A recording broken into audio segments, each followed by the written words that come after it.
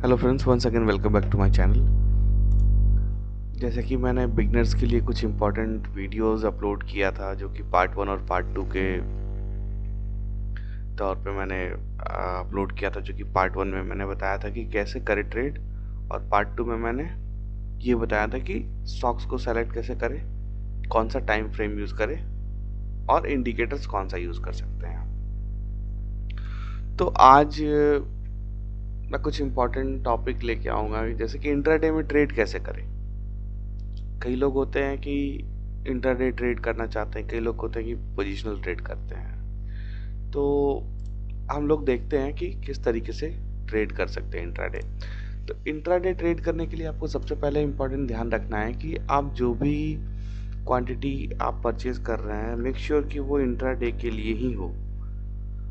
Intraday का मतलब हो गया कि आप 9:15 के बाद कभी भी आप बाय करेंगे इंट्राडे ऑर्डर डाल करके, और वो 3:20 या उससे पहले अलग अलग ब्रोकर का अलग अलग टाइमिंग होता है ऑटो स्क्वायर ऑफ का होने का। स्क्वायर ऑफ का होने का मतलब हो गया कि ऑटोमेटिक सेल, जो आपने शेयर को बाय कर रखा है या सेल कर रखा है, वो ऑटोमेटिक एडजस्ट होकर के एग्जिट हो जाएगा आपके पोजीशन से, चाहे आपको प्रॉफिट हो रहा हो चाहे आपको लॉसेस हो रहा हो। तो बेसिकली ये है इंट्राडे ट्रेड। इंट्राडे ट्रेडिंग ज़्यादातर लोग प्रेफर इसलिए करते हैं कि उनको पता नहीं होता कि कल मार्केट में किस तरीके से बिहेव हो रहा है, और आज कुछ अमाउंट रिस्क ले करके कुछ टारगेट अपने अकॉर्डिंग सेल डिफाइन करके, कुछ मार्केट के बिहेवियर के अकॉर्डिंग कुछ इंडिकेटर्स, कुछ अलग अलग सपोर्ट रेजिस्टेंस के अकॉर्डिंग लोग अपना टारगेट डिफाइन करते हैं दिन भर के लिए, और उसके अकॉर्डिंग ट्रेड करते हैं। तो जैसा कि मैंने पिछले वीडियो में बताया था कि आपको प्री मार्केट ओपन होने से पहले आपको जिस टाइम मार्केट क्लोज होता है उस टाइम आपको दिख जाएगा कि कौन सा जनरली मार्केट का सेंटिमेंट क्या है, मार्केट पॉजिटिव ओपन हो रहा है या नेगेटिव ओपन हो रहा है, ये कितना गैप अप ओपन हो रहा है। अगर गैप अप ओपन हो रहा है तो आपको ये ध्यान रखना है कि शुरुआत का जो 5-7 स्टॉक्स रहेगा इसको आप अपने वॉच लिस्ट में ऐड कर लेंगे, और वॉच लिस्ट में ऐड करने के बाद फिर आप उसके अकॉर्डिंग बिहेवियर देखेंगे कि किस तरीके से आपका इंडेक्स का बिहेवियर है। मान के चलिए कि अगर इंडेक्स बहुत ही ज़्यादा गैप अप खुलने के बाद 5 मिनट या 10 मिनट के बाद वो फिर से सेल ऑफ के लिए आ रहा है, तो आपको लास्ट के जो 5-7 स्टॉक्स रहेंगे जिनमें गिरावट ज़्यादा दिखेगी, जैसे कि मैं आपको शॉर्ट लिस्ट करके दिखाता हूँ, एक सेकेंड। जैसे कि ये मैंने शॉर्ट कर दिया, जो कि बिल्कुल लोअर लेवल पे है, जो गिरावट में ज़्यादा मदद कर सकते हैं इंडेक्स को गिरने के लिए। Grasim, hit, hero motor Corp, Tata consumer, Bajaj auto, Britannia, Nestle, doctor Reddy, axis bank, ये सारे शेयर्स पे आप ध्यान दे सकते हैं। अब इसमें ट्रेड कैसे करेंगे, ये सबसे इम्पोर्टेंट चीज़ है। तो चलिए कोई एक स्टॉक्स ले लेते हैं। टाटा कंज्यूमर तकरीबन 0.5% के आसपास गिरा हुआ है। टाटा कंज्यूमर ये मैंने ऐड कर दिया। तो चलिए देखते हैं कि किस तरीके से ट्रेड कर रहा है। मैंने आप लोगों को पहले बताया था कि आप पहले डेली चार्ट डिफाइन कर लेंगे। डेली चार्ट में आपको क्या देखना है, आपको हर दिन का सपोर्ट रेजिस्टेंस, डे का हाई लो, सब कुछ आपको ध्यान रखना है। ये देखिए पिछले दिन का जो लो था, मतलब हाई था, ये तकरीबन इस लेवल के आसपास था। मैं इसको ब्लैक लेवल से मार्क कर देता हूँ।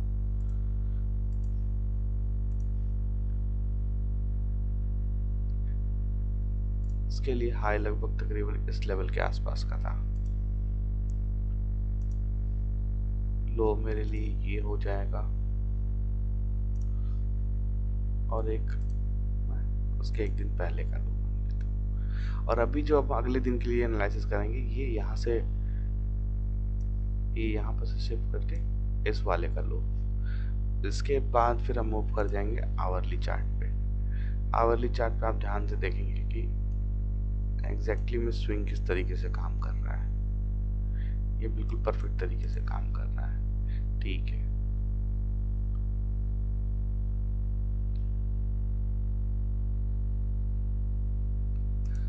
उसके बाद नेक्स्ट डे आएंगे हम 15 मिनट पे या 5 मिनट पे। अब आपको ध्यान से देखना है कि ये इस लेवल पे जब जब आएगा, यहाँ से मार्केट अपसाइड में बाइंग के लिए जाएगा और यहाँ से सेलिंग के लिए आएगा, और एग्जैक्टली मार्केट उसी तरीके से मोमेंटम किया। तो आप ये भी ध्यान रख सकते हैं कि ये सपोर्ट है, सपोर्ट के बाद 5 मिनट का ग्रीन कैंडल बना, इसके बाद इसके ऊपर की फॉलो अप बाइंग आई, तो आप यहाँ पे एंट्री कर सकते हैं इसके नीचे का एक स्टॉप लॉस डाल करके। तो आपको देखना है कि ये 5 मिनट का कैंडल कितना बड़ा बना हुआ है। जैसे कि यहाँ पे 74.65 के आसपास का हाई बना हुआ है, और इसका जो लो है तकरीबन 72 के आसपास का है। तो अगर मैं रेंज मार्कआउट करूँ तो लगभग 2.5 पॉइंट का अगर आप एक शेयर पे रिस्क लेना चाहते हैं तो आप रिस्क ले सकते हैं। आपको अपसाइड में अगर 2.5 से 5 पॉइंट भी अगर मिलता है तो अपना प्रॉफिट बुक करके आप एग्जिट कर सकते हैं।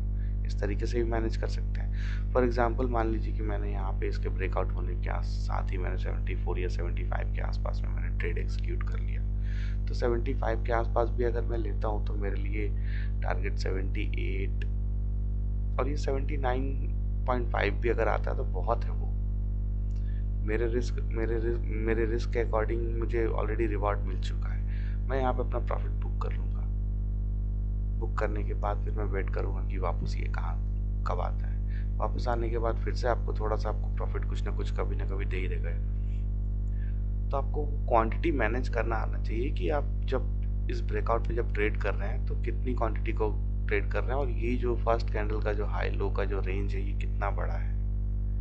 चलिए दूसरा देखते हैं। अगला शेयर है एक्सिस बैंक, जो कि उस दिन बहुत ही ज्यादा गिरा था मार्केट में।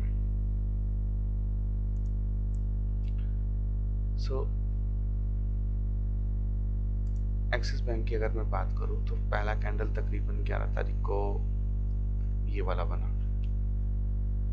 चलिए मैं इसे एक बार डेली चार्ट पे मैप कर लेता हूं। ये हाई, ये लो,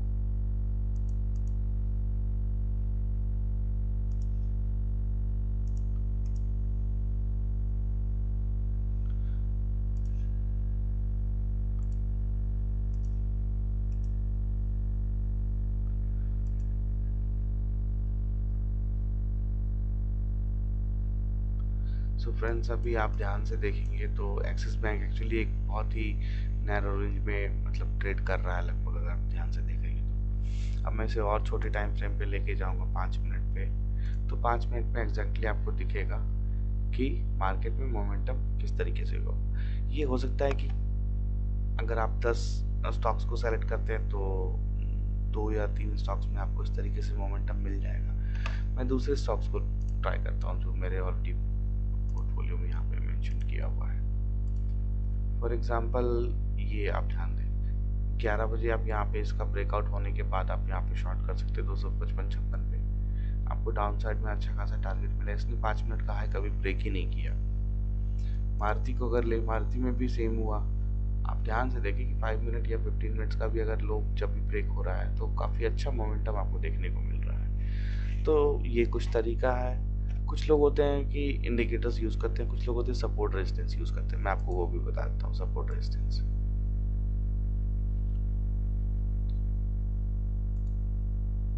फ्रेंड्स ये मैंने इंडिकेटर में यूज़ किया है pivot point. Pivot point actually resistance और सपोर्ट के आसपास बताता है कि कहाँ पर है मार्केट का सपोर्ट और मार्केट का रेजिस्टेंस। ये अपने किसी अलग से कैलकुलेशन है इनका जो सपोर्ट रेजिस्टेंस फाइंड आउट करता है। अगर आप ध्यान से देखेंगे तो ये रेजिस्टेंस 1 पे एग्जैक्टली यहाँ से रेजिस्ट करके फिर वापस डाउन साइड आया, पाइवट पॉइंट पे अपने सपोर्ट लिया, फिर 1-2 बार सपोर्ट लेने के बाद एक चीज़ का ध्यान रखिए, कभी भी किसी भी लेवल को बार बार टेस्ट कर रहा है कोई भी स्टॉक्स या कोई भी इंडेक्स तो ज़्यादा चांसेस हो जाते हैं कि उस मतलब लेवल को वीक हो जाने के। अब इसने 1 बार 2 बार 3 बार चौथी बार इसने यहाँ पे टेस्ट करने के बाद इसने ब्रेक दे दिया। ब्रेक देने के बाद ये वापस रिटेस्ट करने के लिए आया। रिटेस्ट करने के बाद उसका डाउन साइड जाता रहा। इसने कहाँ सपोर्ट लिया, ये देखिए पिछले दिन का जो सपोर्ट था वो एग्जैक्टली वहीं पे सपोर्ट लेकर के मार्केट रिवर्स हो गया। फ्रेंड्स एक चीज़ का ध्यान रखिए, जब भी मार्केट आपको बहुत ज़्यादा बुलिशनेस दिखाए तो आप उस समय थोड़ा सा सचेत हो जाइए। जब सब कुछ अच्छा होता है तो वैसे में ही ज़्यादातर जो रिटेल ट्रेडर होते हैं वो ट्रैप होते हैं। अब जैसे कि मैं इन्फोसिस की बात करता हूँ, तो इन्फोसिस में क्या है, इन्फोसिस में भी 5 मिनट का ब्रेकआउट हुआ 1552-53 के आसपास। इसने 5 मिनट का लो कभी ब्रेक ही नहीं किया। और अगर मैं 5 मिनट का रेंज में जो स्टॉप लॉस की अगर मैं बात करूँ तो उसका लो है 1546 और 1552 हाई है, यानी कि 6 रुपये का रिस्क है। 6 रुपये के रिस्क के अगर अकॉर्डिंग मैं ध्यान से देखूँ तो मुझे लगभग 20 रुपये के आसपास, 22 रुपये के आसपास का प्रॉफिट मिला है। तो इस तरीके से भी आप देख सकते हैं। अब डिपेंड करता है कि आप कौन सा स्टॉक्स चूज करते हैं। हो सकता है कि आप जो स्टॉक्स चूज करें उसमें मोमेंटम बिल्कुल भी ना मिले, वो फंसा रह जाए स्टॉक्स। चलिए एशियन पेंट देख लेते हैं। एशियन पेंट की अगर मैं ध्यान से चार्ट देखूं तो बिल्कुल ये 5 मिनट का, ये देखिए कितना बड़ा रेंज बना है। एक्चुअली में इसका 5 मिनट का जो लो टूटा है वो इस लेवल के आसपास ब्रेक हुआ है। ये ब्रेक होने के बाद भी ऑलरेडी लगभग 5-7 रुपया 10 रुपये के आसपास नीचे तो गया, बट यहाँ से क्योंकि ये पाइवट पॉइंट होने की वजह से ये ऑलरेडी सपोर्ट लेकर के वापस ऊपर आया, क्योंकि ऑलरेडी नेगेटिव सेंटीमेंट में चल रहा था। चलने के बाद जब ये लेवल टूटा, टूटने के बाद मैक्सिमम लोग डाउन साइड की तरफ आ गया। उसके बाद जब मैक्सिमम लोग जब उल्टे तरफ, मतलब जब ट्रैप होना चाहते हैं, तो उस साइड में मार्केट रिवर्स हो जाता है। एचडीएफसी लिमिटेड की बात करते हैं। चलिए एचडीएफसी में 5 मिनट का देखिए। सबसे पहला 5 मिनट का लो इसने कभी ब्रेक ही नहीं किया, और हाई लगभग इस लेवल पे ब्रेक करने के बाद 2540 से ये लगभग 2600, ओ गॉड, 2680-85 तक गया। जेएसडब्ल्यू स्टील की बात करें तो जेएसडब्ल्यू स्टील में 5 मिनट का हाई इस लेवल के ऊपर कभी गया ही नहीं। यहाँ पर इसके नीचे एक बार जैसी ट्रैप करने के लिए आया, यहाँ रेजिस्टेंस इसने फेस किया, ये सपोर्ट की तरह काम किया, सपोर्ट से एग्जैक्टली रिवर्स हो गया। ये रिवर्स क्यों हुआ? जब ये बड़े बड़े कैंडल्स बनने लगे तब लोग अपोजिट डायरेक्शन में ट्रेड लेना स्टार्ट कर दिए। तो वैसे में क्या हुआ, जिन जिन लोगों ने इस लेवल के ऊपर स्टॉप लॉस रखा होगा, हर एक लेवल पे इनका स्टॉप लॉस हिट होता चला गया अपसाइड में। सो फ्रेंड्स, तरीका तो ये बहुत सारा है। मतलब ये नॉर्मल 5 मिनट या 15 मिनट या 30 मिनट्स, कई लोग अलग अलग तरीके का यूज़ करते हैं। डिपेंड करता है कि आप कौन सा इंस्ट्रूमेंट में ट्रेड कर रहे हैं। कुछ जो लोग फ्यूचर में ट्रेड करते हैं वो अलग यूज़ करते हैं। कई लोग होता है कि स्टोकास्टिक यूज़ करते हैं, कई लोग होता है आरएसआई भी यूज़ करते हैं, कई लोग एमएससीडी भी यूज़ करते हैं। सो ये देखने में आपको बहुत अच्छा लग रहा हो कि नहीं मैं बहुत ही बड़ा ट्रेडर बन गया या ऐसा कुछ नहीं। ये सब देखिए, ये लैगिंग इंडिकेटर्स जो है वो बाद में सब कुछ दिखाता है। आरएसआई का मतलब हो गया ये सिर्फ स्ट्रेंथ दिखाता है। अगर ये अपसाइड में जाना है तो ये स्ट्रेंथ अपसाइड की तरफ मूव करता रहेगा।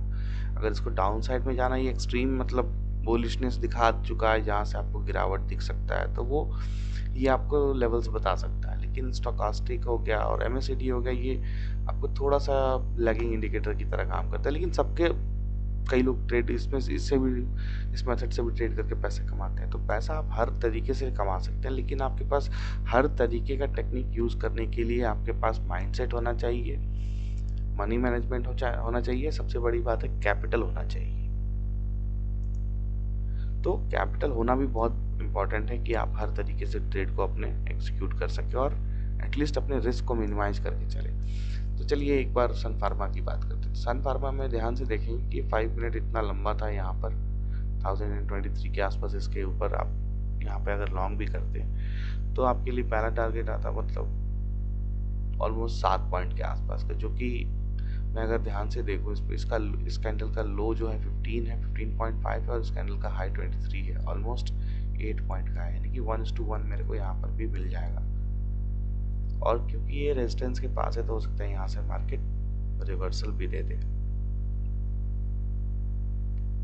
मार्केट रिटेलर के माइंड बहुत ही ज़्यादा प्ले करता है, क्योंकि जो बुकिश नॉलेज है, जो नॉर्मल सबको पता है, वो चीज़ मार्केट में फिजिबल नहीं होता। मतलब वो चीज़ काम नहीं करेगा। किताब सब कोई पढ़ के आते हैं, सब लोग वीडियोस देख के आते हैं, तो सब लोग को कमाना चाहिए ना, नहीं कमाते सब लोग। माइंडसेट ये रहता है रिटेलर का कि आज अगर 1 लाख रुपए या 5 लाख रुपए लेके आए तो अगले दिन मुझे एनी आओ 2-3 लाख रुपए कमा के जाना है मार्केट से, और वो उसी दिन कमा के चले जाते हैं। फिर बाद में अफसोस करते हैं। तो ऐसा नहीं करना है, आपको हर ट्रेड के लिए एक डिफाइंड अमाउंट रखना है और अपने ट्रेड का रिस्क आपको पता होना चाहिए कि मैं अगर ये ट्रेड कर रहा हूँ तो मेरे लिए कितने का रिस्क है। फॉर एग्जांपल हैप्पीएस्ट माइंड चलिए देखते हैं। हैप्पीएस्ट माइंड की अगर मैं बात करूँ तो अगर मैं 5 मिनट का इसका ब्रेकआउट लेता हूँ तो यहाँ पर ये 5 मिनट या 15 मिनट का भी या 30 मिनट का भी मैं इसका ब्रेकआउट लूँगा तो ये रेजिस्टेंस 2 के ऊपर जैसे यहाँ पे निकला 988 के ऊपर, इसने हाई मारा 1006 के आसपास का, 1006-7 के आसपास का। उसके बाद वापस ये रेजिस्टेंस है तो रेजिस्टेंस के नीचे आपको उसको रेस्पेक्ट दे करके वापस नीचे की तरफ मार्केट ट्रेड कर रहा है और इस R2 और R3 के बीच में ही ट्रेड कर रहा है। अब अगला ट्रेड इसमें कब बनेगा तो ये जब तक ये 1000 यानी कि 997 या 1000 का लेवल ब्रेक नहीं होता या 1010 का लेवल ब्रेक नहीं होता तब तक मार्केट में अपसाइड नहीं आएगा। और ये आपको पता होगा कि आप मल्टीपल तरीके से ट्रेड कर सकते हैं। ऐसा नहीं कि कोई एक रॉकेट साइंस मतलब कोई एक हार्ड एंड फास्ट रूल होता है मार्केट में ट्रेड करने के लिए। आप किसी भी तरीके से ट्रेड कर सकते हैं। अब ऐसा नहीं कि एनएलसी इंडिया अगर 80 रुपये का शेयर है तो मैं अपना पूरा का पूरा कैपिटल इसी में लगा दिया। नहीं, ऐसा बिल्कुल भी नहीं करना है। आपको हर चीज़ को मैनेज करके चलना है।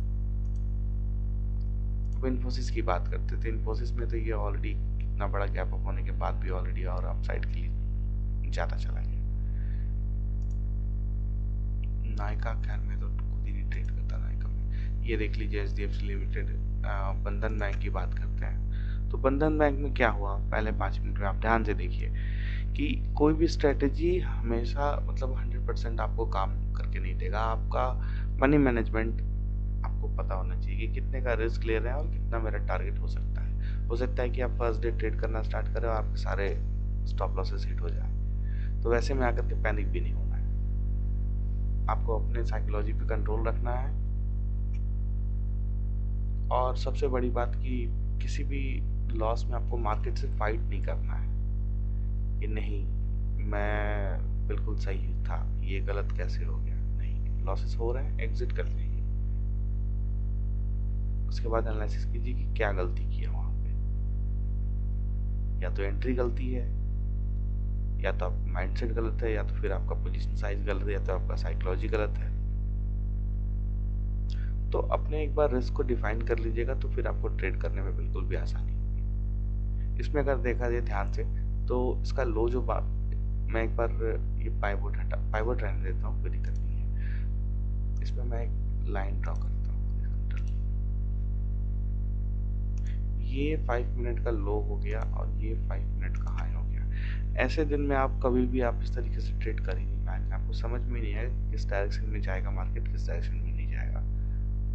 तो वैसे स्टॉक्स का भी आपको चुनाव करने से आपको बचना है कि फर्स्ट कैंडल में इतना बड़ा मोमेंटम होने के बाद फिर मैं आगे क्या करूंगा। तो आप डायरेक्टली उस स्टॉक को स्किप कर दें, किसी और शेयर में चले जाएं जहाँ पे मोमेंटम है या जहाँ शॉर्ट बन सकता है। फॉर एग्जांपल यहाँ देख लीजिए, स्टेट बैंक का लो है 612, स्टेट बैंक का हाई है 618, यानी कि 6 रुपए का रिस्क है। अब मैं 618 के नीचे शॉर्ट करूंगा, यहाँ पे 600 मतलब 612 के नीचे शॉर्ट करूंगा, 618 या 619 के आसपास का मैं स्टॉप लॉस रखूंगा। या रेजिस्टेंस 2 के ऊपर अगर ये चला जाता है तो मल्टीपल तरीके से एनालिसिस कर सकते हैं। कई लोग इसी कैंडल के ऊपर का स्टॉप लॉस रखेंगे, कई लोग सपोर्ट रेजिस्टेंस के ऊपर का या नीचे का स्टॉप लॉस रखते हैं, कई लोग कैंडल का मिडवे का स्टॉप लॉस रखते हैं, कई लोग अलग अलग तरीके से मतलब ट्रेल करते जाते हैं। कई लोग को प्रॉफिट होता है तो वो थोड़ा सा प्रॉफिट लेके निकल जाते हैं। कई लोगों को लॉसेस ज़्यादा होता है तो वो लॉसेस में बैठे रहते हैं। तो लॉसेस में आपको बैठना नहीं है, आपको अपने प्रॉफिट में बैठना है। ये माइंडसेट बनाना है आपको। लॉसेस कम हो रहा है कोई बात नहीं यार, नेट टू नेट भी निकल रहा है, निकाल के एग्जिट कर जाइए। नीचे मिल जाएगा ठीक है, कोई बात नहीं, और नीचे ले लेंगे। लेकिन अपने स्टॉप लॉसेस को हिट करते हुए देखना अच्छा नहीं है। अगर आपको लग रहा है कि आप अपने ट्रेड में गलत हो गए हो तो आप एग्जिट कर जाए ना। क्या जरूरत है किसी भी पोजीशन से शादी करने की। अब जैसे कि इस दिन इसने ब्रेक किया, ब्रेक करने के बाद फिर मार्केट में बड़ा सा मोमेंटम आया, मोमेंटम देने के बाद फिर ये अपसाइड में आया, अपसाइड आने के बाद फिर से वापस नीचे आया। तो इस तरीके से वॉलेटाइल जो दिन रहेगा उसमें आपको पोजीशन कंट्रोल रखना है। हर तरीके से आपको मैनेज करते हैं अपने ट्रेड को। आपको वो भी देखना है कि निफ्टी या बैंक निफ्टी या इंडेक्स या फिर ग्लोबल सेंटिमेंट क्या है, किस तरीके से मार्केट चल रहा है। सो फ्रेंड्स, अभी काफ़ी लंबा वीडियो भी बन चुका है और मैं और भी ज़्यादा टाइम नहीं लेना चाहता। मैं एक बेसिक वीडियो बस बना के देना चाहता हूँ आप लोगों को, ताकि आप खुद से प्रैक्टिस कर सको। आप लेकिन जब भी प्रैक्टिस करो एटलीस्ट एक क्वांटिटी ही बाय करना। फॉर एग्जांपल, अगर मैंने जी इंफॉर्मेशन मतलब जी इंटरटेनमेंट लिमिटेड मान लीजिए मैंने कि यहाँ पे बाय किया, मैंने 264 रुपये लगा कर एक क्वांटिटी बाय किया, ये बस प्रैक्टिस करने के लिए। या मैं 10 भी क्वांटिटी बाय करूँगा तो मुझे कोई फ़र्क नहीं पड़ेगा, क्योंकि यहाँ 264 और डाउन साइड 261, या फिर ये अब बाय बॉट ले लें 261.5, तो 3 रुपये का मैं अगर रिस्क भी लेता हूँ तो मुझे कोई फ़र्क नहीं पड़ता। आराम से आप अपना टेस्ट करके देख सकते हैं, 1 महीना 2 महीना 3 महीना लगातार, क्योंकि आपको हैबिट बनना इंपॉर्टेंट है।